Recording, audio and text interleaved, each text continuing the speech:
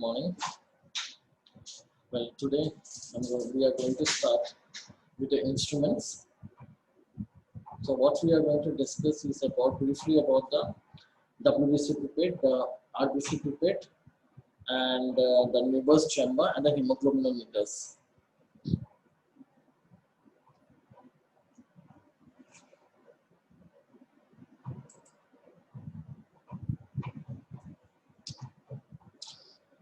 So RBC pipette is a pipette which has a bulb for dilution. It is used for mixing and is calibrated, is delivered at 20 microliters or 0.02 ml of blood. The bulb contains a red bead which facilitates the mixing of the blood with the diluting fluid. It is freely mobile bead and indicates the dry pipette. Markings on the pipette are from 0.5 to 1 to 10 to 101. So what are the major differences between the WBC pipette and the RBC pipette? This is a RBC pipette, and you can see a red bead here. You can see the red bead here. And whereas this is a WBC pipette, you see the white bead here. So what are the differences? So RBC pipette, it has a red bead, whereas WBC pipette, it has a white bead. In the RBC pipette, the markings are up till 0.1, where 0 to 101, whereas in a WBC pipette, it is until 11. The bulb in the RBC pipette is larger in compared to the WBC pipette. The size of the lumen is smaller, or the capillary bore is narrower in compared to the WBC pipette. The mouthpiece is red in color, whereas the mouthpiece is white in color. The dilutions can be done up to 100 to 200 times, whereas in the WBC, dilution can be done up to 10 to 20 times. Now we come for the Neber's chamber. Neber's chamber or the hemocytometer. It is a specimen slide which is used to determine the concentration of cells in a liquid sample. It has a rectangular indentation that creates a chamber. The device is carefully crafted so that the area bounded by the lines is known and the depth of the chamber is also known. Given known parameters, it is possible to count the number of cells or the particles in the specific volume of fluid that are calculated as per concentration. The hemocytometer is frequently used to determine the concentration of the red cells. Hence, it is called hemo. There is a cover glass which is placed on the sample and does not simply float on the fluid. It is held in place by a specific height which is about 0.1 mm. Additionally, there is a grid into the glass of the hemo which holds the cover glass. This grid has an arrangement of squares and different sizes and allows for easy counting of the cells. And this is how it is determined the number of cells in a specific volume. The fluid which contains the cells must be appropriately prepared with concentration before applying it to the hemocytometer. A proper mixing of the homogeneous suspension, the cells that stick together in clumps are difficult to count. Hence, a proper and evenly distribution is also hampered. So, proper mixing is very important here. So, what is the appropriate concentration? The concentration of the cells should neither be too high or neither it should be too low. If the concentration is too high, then the cells overlap and are difficult to count. The low concentration of only a few cells per square results in a higher statistical error, and it is then necessary to count more squares, which again takes time. Suspension that have too high should be diluted to 1:10 or 1:100 or 1:1000. A 1:10 dilution can be made by taking one part of the sample by mixing by 9 parts of the normal saline. The dilution must later be considered when calculating the final concentration. That is by calculating. The counting cells that are on a line, the cells that are on the line of the grid require special attention. The cells that touch the top and the right side should not be counted, and the cells which are at the bottom and the left side should only be counted.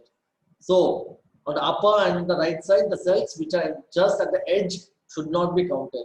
Whereas if it is an edge in the left side or in the bottom also, they should be counted. Rest of all the cells should be counted except which are on the extreme right or in the extreme top. When a liquid sample containing immobilized cell is placed on the chamber, it is covered by a cover glass and the capillary action completely fills the chamber with the sample. Looking at the chamber through a microscope, the number of the cells in the chamber must be determined by the counting. Different kinds of cells can be counted separately as long as they are visually distinguishable. The concentration of the cells must be calculated from the cells counted from the mixture using simple formulas. Ruling. So you have 9 squares here.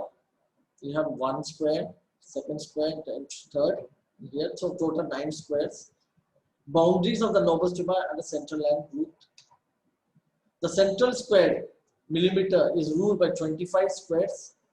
The central square is ruled by 25 squares. 1, 2, 3, 4, 5 and 5 here, 25 squares. And again group of 16 small squares. So in between there are again in between the 16 small squares are there. The ruled surface is 0.10 mm below the cover glass. So 1 millimeter is equal to 1000 cubic millimeters and 1 micromilliliter should be 1 cubic millimeter. So number of cells per cubic millimeter is equal to number of cells counted per square millimeter into the dilutions which we prepared, that is 1:10 or 1:100 or 1:100, 1000, whatever it is. So how do we count? What are the things to be counted here? We should remember that the RBCs are only counted in the central of the square. RBCs are not counted in the central. The WBCs should be counted here. And the platelets should be counted on the extreme squares. The extreme squares, extreme angles which are there, they are only for platelets. The WBCs are these squares, the 4, and only RBCs are counted in the central square. The red square here is 1 into 1 mm is equal to 1 meter squared is equal to 0.1 cubic millimeter of volume.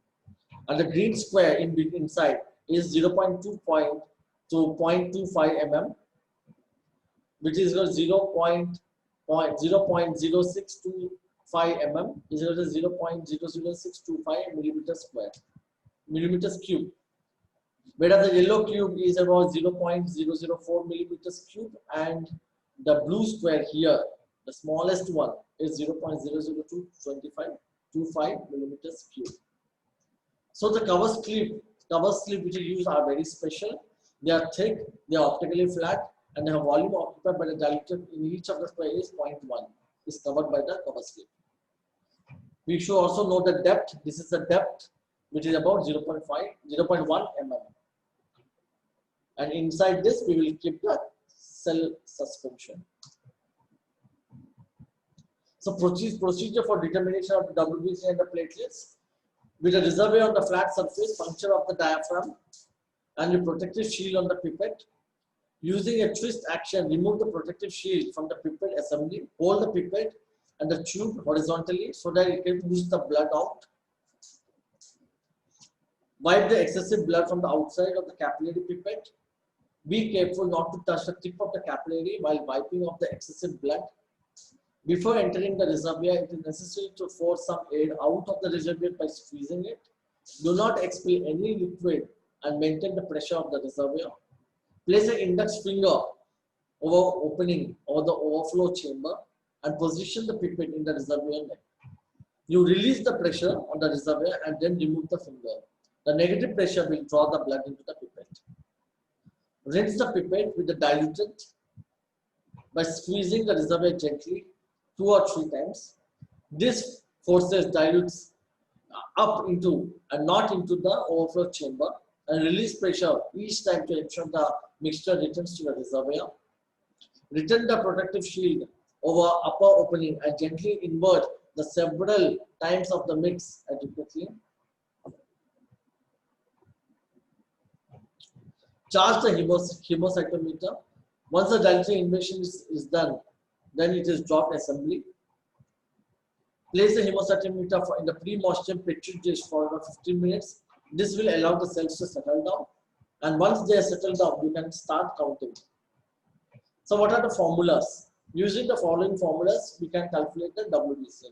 So cells per cubic meters cube is equal to the average number of cells plus 10% into the depth of the factor, that is 10, and diluting factor, that is 100, divided by the area of number of squares we have counted. For example, if we have 36 cells here on each side and 44 cells on the other side, the total 36 plus 44 is equal to 80. So we have taken two sides, that is divided by 2 is equal to 40 cells average plus 10%, that is equal to 4. So we add the 4, that is equal to 40 plus 4 is equal to 44. Now this 44 cells we will take multiply into 10 and into 100 dilutants divided by 4, that is 4 squares. Because since we have counted the 4 squares, that is 44,000 into 4 is equal to 11,000. So total WBC count will be 11,000 per cubic millimeters. For normal value, we know for adults it is 4,000 to 10,000. For newborns, 10,000 to 30,000 should be the count. The platelets are performed by a Neber's chamber also.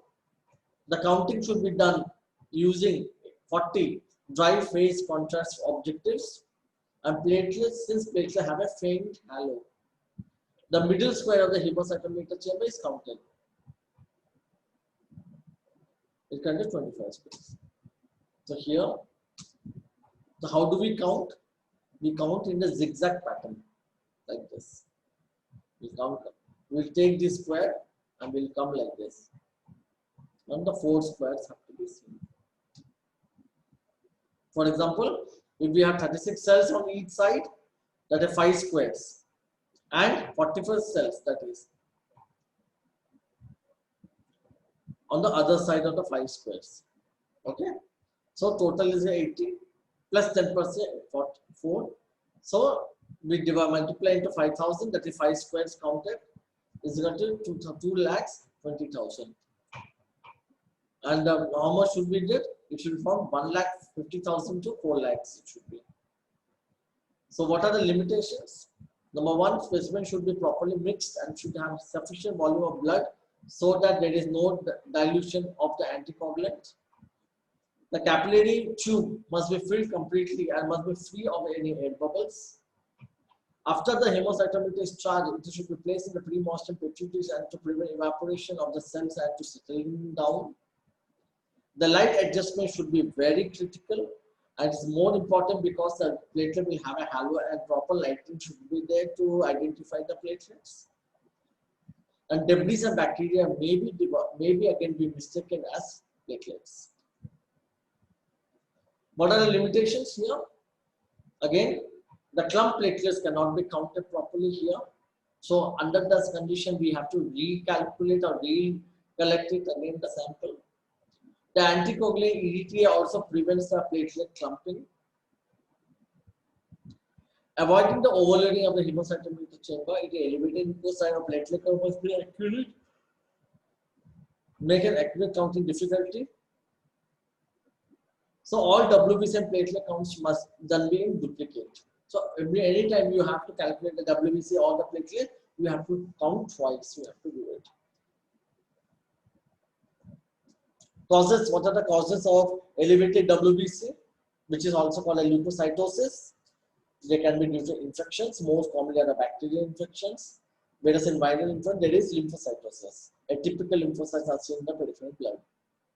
Then it can be also be elevated due to allergic condition or due to drug hypersensitivity reactions. Can be elevated due to parasitic infection, mostly eosinophils are more here, along with the total count increase. In case of inflammation like inflammatory bowel disease or rheumatoid arthritis or vascularity, again the counts are all increased. Extreme low birth weight, malignancy or myeloproliferative disorder like leukemias and lymphomas, increased release of WBC from the bones marrow. This can occur in case of infection due to stress or hypoxia or any other condition. It can also occur due to endotoxin stimulation and steroid stimulations. What are the causes of leukopenia? Can be due to viral infection, like most commonly like HIV, because the CD4 counts are decreased here markedly. Then due to medications, which can be due to antibiotics abuse or can be due to diuretics. It can be due to chemotherapy or patient who undergo radiotherapy or brachytherapy. It can be also be low in case of hyperthyroidism. In case of malignancy, it might be low. In case of leukemia, it can come down. Pancytopenia can be there. Due to lupus reactions and due to aplastic anemia, where there is pancytopenia. What are the causes of thrombocytosis? Acute blood loss, because blood is lost and the platelets are lost, and to compensate the platelets, the immature platelets are released more. In case of hemolytic anemia, it is more. Malignancies, you have to suspect for thrombocytosis. If there's thrombocytosis, you have to suspect for a malignancy, also vice versa. Splenomegaly also, there is increase of thrombocytosis. Inflammatory congenital arthritis, inflammatory bowel syndrome, or celiac disease, or connective tissue disorders, pancreatitis or kidney disease, chronic renal failure, papillary nephritis, or papillary or chronic papillary necrosis, in case everything will go fine.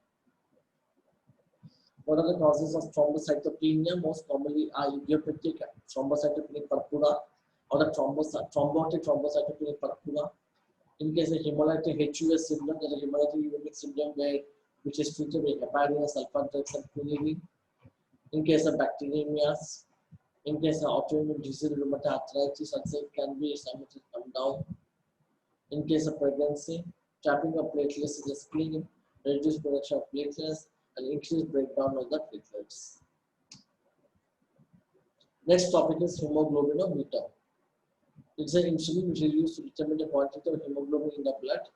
In practice, the hemoglobinometer proposed was in 1902 by Sahaly, Swiss scientist. It is based on a comparison of color to be tested in the blood, which is treated with hydrochloric acid and with colors and the standards. In many countries, hemoglobin meters are used, while which 100% of the scale corresponds to the 16%, but 14.8% and 17.8% are so forth. When blood is treated with hydrochloric acid, the hemoglobin converts into hematine, the hydrochloride neutral, and the solution turns brown. The solution is tested gradually by distilled water until it is on the same color of that of the standard. The quantity of hemoglobin is determined by reading the levels of the solution and the scale of the test tube. The amount of hemoglobin in the blood can also be determined by the gasometric method according to the quantity of absorbed oxygen or carbon dioxide gas, or by the chemical method which is based on the determination of the iron in the hemoglobin molecule. Although these methods are accurate, but and the hemoglobin meter, they are not widely used because of the laboratoriness. Photoelectrospectrometry is used to standardize the hemoglobin meter. What are the other methods? You have the calorimetric methods. In calorimetric methods, you have the visual methods and the photoelectric methods. Remember, please, all this will be asked in your Viva. What are the methods of estimation of hemoglobin? So, calorimetric method, that is visual and photoelectric method. In the visual method, you have the Talipix chart, you have the Sahaly's acid scale method, and the WHO, the World Health Organization hemoglobin chart, color chart. Then you have the photoelectric method, where cyanohemoglobin and hemagglutaminoside method, and oxyhemoglobin method, and alkaline hematine method. You all have to name them. Now you have the gasometric method, where the oxygen carrying capacity in the blood is measured by the Van Slyke apparatus. The amount of hemoglobin is then derived from the formula that 1 gram of hemoglobin carries 1.34 ml of oxygen. This method is not measure of cannot measure the carboxyhemoglobin or the sulfhemoglobin or the methemoglobin in the blood. Therefore, and also this method, that is gasometric method, is very time consuming. The other methods are the chemical methods and the specific gravity method. Both are very time consuming methods. So this is automatic hemoglobin analyzer. This is Sahaly's.